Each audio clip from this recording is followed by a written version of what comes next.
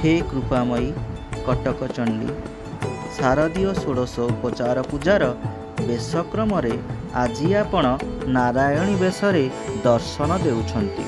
चतुर्भुजरे शंख चक्र गदा पद्म धारण करी गरुड़ पीठी आरूढ़ होई आज आपण आपणकर पालनीय रूपरे भक्तंकु दर्शन देउछंती। हे देवी नारायण जेपरी सदा सर्वदा सृष्टिर पालन करती दुष्ट को नाश करी संतंकु रक्षा करती सेही भली आपण मध्य एही सचराचर सृष्टिर पालन करती।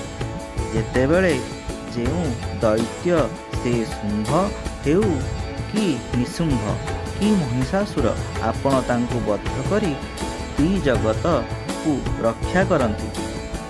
तेणु आपण नारायण पुनश्च